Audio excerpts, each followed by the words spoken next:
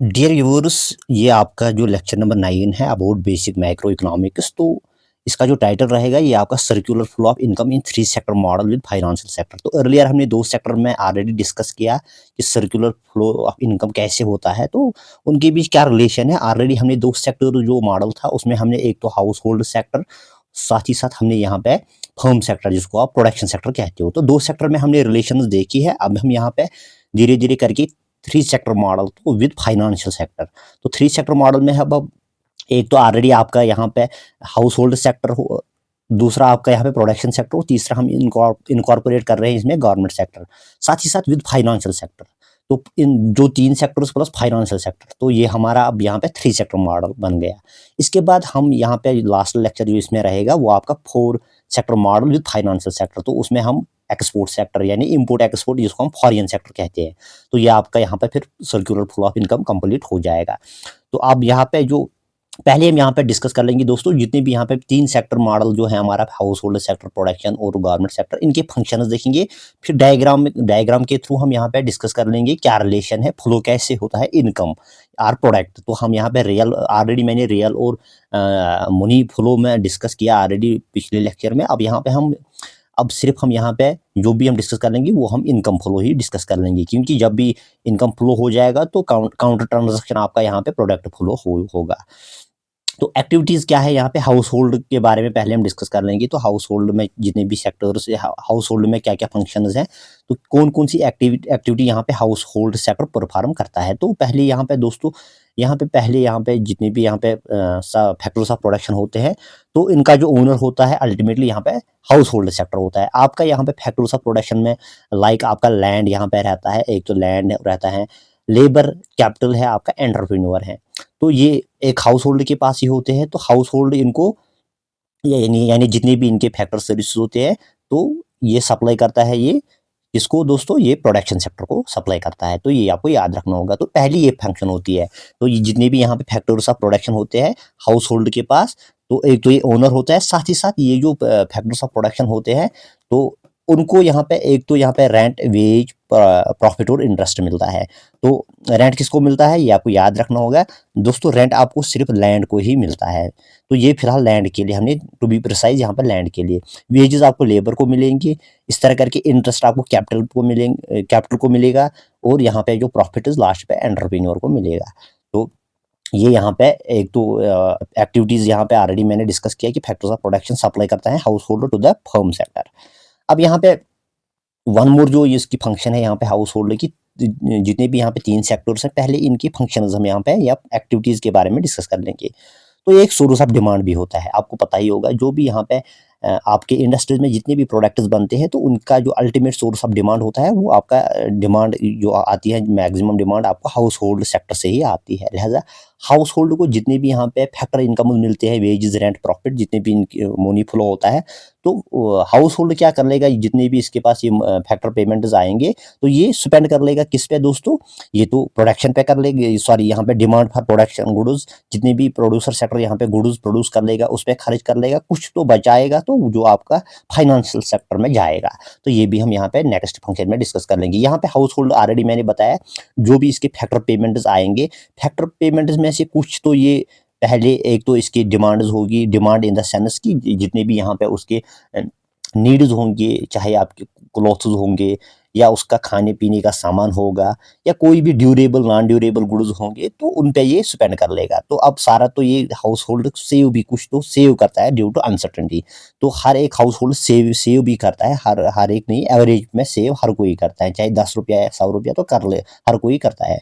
तो लिहाजा जो ये सेविंग आपको पता ही होगा, सेविंग तो घर पे तो नहीं रखेगा, क्योंकि यहाँ से एक तो घर में तो एक तो सिक्योरिटी कंप्लीट भी नहीं है, साथ ही साथ उनको यहाँ पे जितनी भी सेविंग्स होंगी उन पे इंटरेस्ट भी मिलेगा। तो लिहाजा हाउस होल्ड प्रेफर कर लेगा जो भी उसका बाकी बची हुई इनकम होगी, तो ये कहाँ पे रखेगा, तो फाइनेंशियल सेक्टर में। फाइनेंशियल सेक्टर में उसको सेविंग्स के लिए यहाँ पे जगह है। तो लिहाजा ये जो फाइनेंशियल सेक्टर है दोस्तों, किस लिए सेविंग, जो भी यहाँ हाउस होल्ड से सेविंग आएगी, तो ये सेविंग फिर लैंड कर लेगा प्रोडक्शन सेक्टर को। तो लास्ट पे ये जो फंक्शन है ये आपकी transfer receives transfer payments from government. Government कुछ ट्रांसफर पेमेंट्स देता है, तो जैसे कि आपको पता ही होगा, तो आप इसको अच्छे से रिलेट कर पाओगे।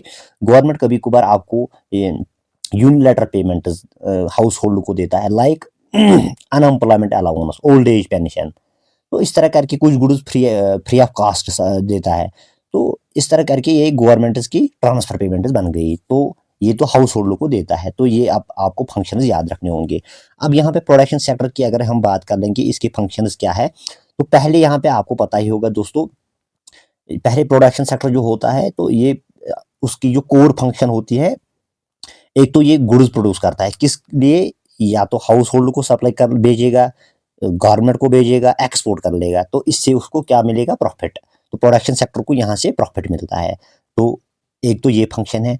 साथ ही साथ ये टैक्स भी पे करता है, जैसे हाउस होल्ड भी टैक्स पे करता है, इस तरह करके यहाँ पे भी आपका जो प्रोडक्शन सेक्टर है ये पे टैक्स पे करता है।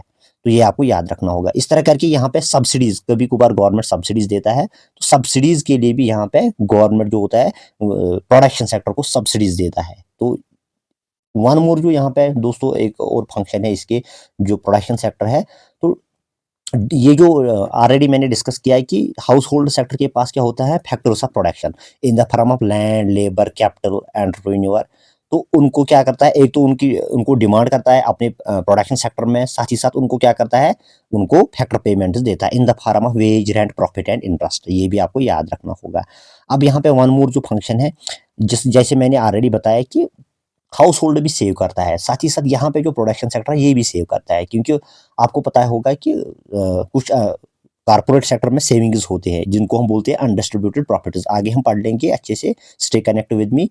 तो इस तरह करके ये जो सेविंग्स अपने पास नहीं रखेगा हाउस होल्ड सेक्टर, किस कहाँ पर रखेगा, फाइनेंशियल यानी बैंक में रखेगा। तो वहाँ से एक तो इंटरेस्ट भी मिलेगा, साथ ही साथ सेफ्टी भी है वहाँ पे। तो ये जो सेविंग्स आपका जो यहाँ पे फाइनेंशियल सेक्टर सेविंग्स कलेक्ट कर लेगा, तो जितने भी चाहे गवर्नमेंट के सेविंग्स होंगे, हाउस होल्ड के सेविंग्स होंगे, या आपके यहाँ पे प्रोडक्शन सेक्टर के भी सेविंग्स होंगे, तो हाउस होल्ड यहाँ पे जो आपका फाइनेंशियल सेक्टर होता है, बैंकिंग सेक्टर, ये क्या कर लेगा, ये सेविंग्स जब कलेक्ट कर लेगा, ये कहाँ पे लैंड कर लेगा, तो ये प्रोडक्शन सेक्टर में यूज हो जाएंगे इन द फॉर्म ऑफ, यहाँ पे क्या होगा, gross domestic capital formation. Capital formation पे ऑलरेडी मैंने डिस्कस किया, तो यहाँ पे मैं थोड़ा आपके साथ यहाँ पे शेयर कर लूंगा कि जो कैपिटल फॉर्मेशन क्या हो गया। जैसे एक प्रोडक्शन सेक्टर, कोई भी फैक्ट्री, इसको यहाँ पे कुछ मशीन लानी होगी, उसके पास पैसे नहीं होते हैं, तो कहाँ जाएगा, बैंक के पास। बैंक उसको लोन देगा, तो लोन कहाँ से मिलेगा, ये जो उसने यहाँ पे सेविंग्स कलेक्ट की है डिफरेंट सेक्टर्स से, तो ये कहाँ पे लैंड कर लेगा, प्रोडक्शन सेक्टर में। प्रोडक्शन सेक्टर मशीन खरीद लेगा, कोई भी कैपिटल होगा, तो ये आपका बन जाएगा ग्रॉस कैपिटल फॉर्मेशन, यानी आपकी मशीन इंक्रीज होगी, कैपिटल आपका इंक्रीज होगा।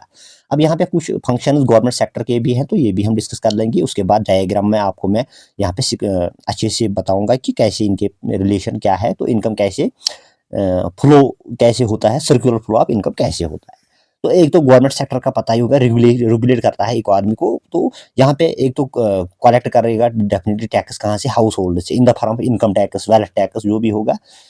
प्रोडक्शन सेक्टर से भी ये टैक्स कलेक्ट कर लेगा, सेल्स टैक्स जिसको हम बोलते हैं, एक्साइज ड्यूटी। साथ ही साथ गवर्नमेंट सेक्टर क्या कर लेगा, एक तो ये प्रोडक्शन सेक्टर को क्या देगा, सब्सिडीज देगा, क्योंकि जब भी यहाँ पे किसी भी सेक्टर में आपको यहाँ पे प्रोडक्शन इंक्रीज करनी होगी, तो गवर्नमेंट एक इंसेंटिव देता है, तो in the form of subsidies, जो आपने ऑलरेडी सुना भी होगा। तो इस तरह करके यहाँ पे फाइनेंशियल सेक्टर जो ये हाउस होल्ड को भी हेल्प करता है इन द फॉर्म ऑफ, यहाँ जैसे हमने आगे डिस्कस भी किए, हमने इसमें फंक्शंस में डिस्कस किया है, old age pension, unemployment allowance etcetera. तो ये आपको यूनिलैटरल पेमेंट है। तो दैट मीन्स यहाँ पे अगर किसी को यहाँ पे ओल्ड एज पेंशन मिलता है, उसके लिए उसको काम नहीं करना पड़ता है। तो आपको ये याद रखना होगा, ओल्ड एज पेंशन अगर देगा गवर्नमेंट या अनएम्प्लॉयमेंट अलाउंस, तो उसके बदले में उसको काम नहीं करना होगा। तो यूनिलैटरल पेमेंट इनको बोलते हैं। अगर आपको काम, जैसे अगर आप कहाँ पे किसी भी जगह पे यहाँ पे मजदूरी कर लोगे, तो आपको पहले काम करना पड़ेगा, उसके बाद आपको यहाँ पे पैसे मिलेंगे। तो ये यूनिलैटरल पेमेंट नहीं है। बट ये जो old age pension, unemployment allowance है, ये आपके कुछ यूनिलैटरल पेमेंट है। तो इसके अलावा भी कुछ यूनिलैटरल पेमेंट है जो हम आगे डिस्कस कर लेंगे। तो ये जो यूनिलैटरल पेमेंट है, ये आपको याद रखना होगा, ये नेशनल इनकम में इंक्लूड नहीं होते हैं। तो इस तरह करके गवर्नमेंट भी सेव करता है। तो आपको पता है गवर्नमेंट की भी सेविंग्स होते हैं। तो जो यहाँ पे बैंकिंग सेक्टर या फाइनेंशियल सेक्टर में कलेक्ट होते हैं। तो फिर ये जो फाइनेंस सेक्टर है, ये जो तीन आपके, एक तो house hold savings, government savings, production sector savings, ये सेविंग्स कलेक्ट करके फिर लैंड करता है बैंकिंग सेक्टर। तो इससे इसका एक तो प्रॉफिट भी कम आता है, साथ साथ यहाँ पे प्रोडक्शन सेक्टर को यहाँ पे ग्रॉस कैपिटल फॉर्मेशन भी होती है। अब यहाँ पे एक तो गवर्नमेंट को भी यहाँ पे गुड्स एंड सर्विसेज की ज़रूरत पड़ेगा डेफिनेटली। गवर्नमेंट को यहाँ तो कभी कभार गवर्नमेंट का परचेज भी होती है, तो जिसको हम बोलते हैं गवर्नमेंट डिमांड। गवर्नमेंट जितने भी यहाँ पे गुड्स एंड सर्विसेज कहाँ से जनरेट होते हैं, प्रोडक्शन सेक्टर से, तो इनकी डिमांड गवर्नमेंट से भी होती है। तो ये यहाँ पे गवर्नमेंट की फंक्शन है। अब यहाँ पे डायग्राम में हम सीखेंगे, दोस्तों ये आपके पास यहाँ पे डायग्राम है। डायग्राम में अच्छे से हम सीखेंगे कि कैसे यहाँ पे फ्लो ऑफ इनकम होता है। तो जो सर्कुलर फ्लो ऑफ इनकम होता है थ्री सेक्टर इकोनॉमी में, तो 3 सेक्टर है आपके पास यहाँ पे। एक तो आपका यहाँ पे हाउस होल्ड सेक्टर है, फर्म है और गवर्नमेंट सेक्टर है विद फाइनेंशियल। आपको ये अलग सेक्टर नहीं लिखना है, ये आपको जितने भी सेक्टर्स होंगे विद फाइनेंशियल मार्केट या फाइनेंशियल सेक्टर। तो पहले हम देखेंगे यहाँ पे, ये यहाँ पे देख लीजिए आप पहले हाउस होल्ड सेक्टर से। तो हाउस होल्ड सेक्टर में देखो पहले गवर्नमेंट से क्या आएगा, जो हमने पहले भी डिस्कस किया है फंक्शंस में। तो ये देख लो यहाँ से एरो आ रहा है आपको, एरो में आपको फैक्टर पेमेंट्स आ रहे हैं। तो फैक्टर पेमेंट्स कहाँ से आ गए, ये आपके यहाँ पे गवर्नमेंट सेक्टर से आ गए हैं, ये आपको याद रखना होगा। तो फैक्टर पेमेंट्स आएंगे यहाँ से। दूसरा, क्योंकि यहाँ पे गवर्नमेंट में भी factor payment in the sense है, गवर्नमेंट को यहाँ पे जैसे आपके कोई कुछ मुलाजिम होते हैं उनको क्या मिलती है, वेजेस। तो ऐसे करके गवर्नमेंट से आपकी ये सैलरी वगैरह आएगी, इस जिसको हम फैक्टर पेमेंट्स। तो यहाँ से क्या हो जाएगा, तो मैंने बोला कि यहाँ पे जितने भी ये एरोज हैं, तो ये हमने सिर्फ इनकम यानी नॉमिनल या इनकम, हमने इनकम का एरो दिखाया। तो अगेंस्ट दिस आपको ये जहन में रखना होगा कि अगेंस्ट दिस यहाँ पे अपोजिट में क्या हुआ होगा। तो हाउस होल्ड से गवर्नमेंट की तरफ जाए सर्विसेज, यानी हाउस होल्डर ने यहाँ पे सर्विसेज दी है।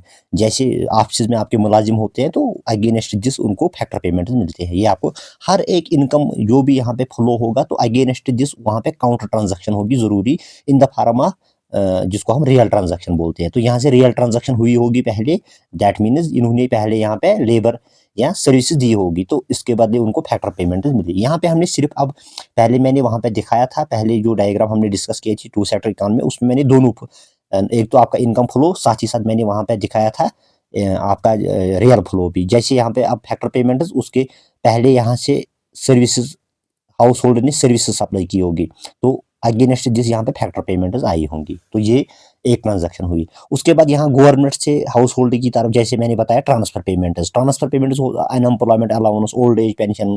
तो इसमें कुछ भी यहाँ पे आपका यहाँ पे कुछ भी रियल ट्रांजैक्शन नहीं हुई होगी, ये यूनिलैटरल है। ये आपने पहले भी मैंने बताया कि ये यूनिलैटरल ट्रांजैक्शन है।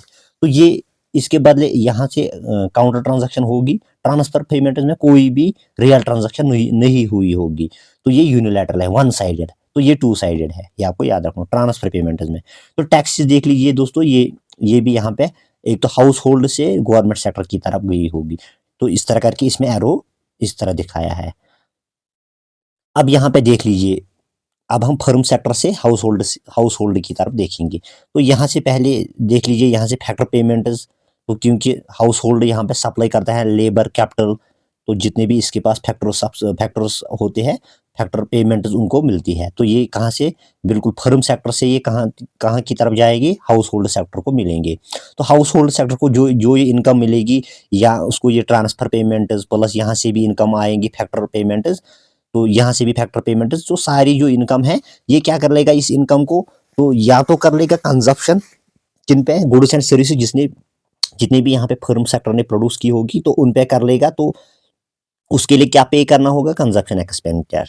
तो ये कंजप्शन एक्सपेंडिचर की ट्रांजैक्शन है। तो अगेंस्ट आपको याद रखना होगा, पहले इसमें कुछ रियल ट्रांजैक्शन हुई होगी, तो पहले यहाँ से यहाँ तक क्या हो, यहाँ से यहाँ तक, तो पहले यहाँ पे गुड्स, फ्लो ऑफ गुड्स या सर्विसेज, तो उसके अगेंस्ट यहाँ पे हाउस होल्ड सेक्टर जो पे कर लेगा कंजप्शन एक्सपेंडिचर। तो अब यहाँ पे जितनी भी इनकम है, तो मैंने पहले ही बताया, तो ये फ्लो यहाँ पे दिख रहा है आपको, कुछ फ्लो मैंने यहाँ पे दिखाए हैं। तो जो ये इनकम, एक तो ये कंजप्शन पे कर लेगा खर्च, तो दूसरा कुछ बचेगा तो ये सेविंग कर लेगा, जो यहाँ पे आपको नजर आया होगा। तो सेविंग, कुछ यहाँ पे सेविंग्स फाइनेंशियल सेक्टर में हुई होगी। तो फाइनेंशियल सेक्टर कभी कभार यहाँ पे बारोइंग, हाउस होल्ड, आपको पता होगा कि कुछ ड्यूरेबल गाड़ी खरीदी होगी, फ्रिज, कोई भी ड्यूरेबल गुड खरीदना होगा, तो यहाँ से भी बारोइंग होगी। तो ये यहाँ से बारो कर लेगा, कहाँ से, फाइनेंशियल सेक्टर से। तो ये हुई यहाँ पे हाउस होल्ड सेक्टर की बात। अब फर्म का भी देख लो, यहाँ से एक तो फर्म यहाँ पे उसकी इनकम जो आएगी ऑलरेडी, तो यहाँ से कंजप्शन एक्सपेंडिचर आएगा, ये भी इनकम आएगी। साथ ही साथ पेमेंट फॉर गुड्स जो गवर्नमेंट यहाँ पे खर्च कर लेगा, इन द फॉर्म ऑफ जो यहाँ पे डिमांड होगी गुड्स एंड सर्विसेज की गवर्नमेंट सेक्टर से, इससे भी इनकम आएगी। साथ ही साथ सब्सिडीज देगा। तो अब ये जो यहाँ पे फर्म सेक्टर होगा, एक तो टैक्स पे कर लेगा, तो एरो ऐसे आएगा, दूसरा यहाँ पे सेविंग कर लेगा, कुछ बचेगा तो सेविंग कर लेगा। साथ ही साथ ये जो फर्म सेक्टर है, ये इसको यहाँ से क्या मिलेगा दोस्तों, बारोइंग, जिसको हम बोलते हैं ग्रास डोमेस्टिक कैपिटल फॉर्मेशन। इस चीज से तो यहाँ से जो बारोइंग हाउस होल्ड की तरफ जाएगी, इससे ग्रास कैपिटल फॉर्मेशन नहीं होगी। बट यहाँ से जो यहाँ पे फाइनेंशियल सेक्टर से जो फर्म सेक्टर की तरफ जो भी बारोइंग होगी, तो ये ग्रास डोमेस्टिक कैपिटल फॉर्मेशन कर लेगा। ये आपको याद रखना होगा। अब देख लीजिए यहाँ पे गवर्नमेंट सेक्टर हमने डिस्कस किया कि गवर्नमेंट सेक्टर को इनकम तो ऑलरेडी ये मैंने डिस्कस किया कि एक तो टैक्स पेमेंट, गवर्नमेंट को सिर्फ टैक्स पेमेंट यहाँ से आएगी, साथ ही साथ यहाँ से भी टैक्स पेमेंट आएगी, हाउस होल्ड सेक्टर से भी। तो ये क्या कर लेगा, जो इनकम आएगी, एक तो ये कर लेगा यहाँ से ट्रांसफर पेमेंट देगा हाउस होल्ड सेक्टर को, यहाँ से भी सब्सिडीज देगा फर्म सेक्टर को, कुछ बचेगा तो ये कहाँ कर लेगा, सेव फाइनेंशियल सेक्टर में।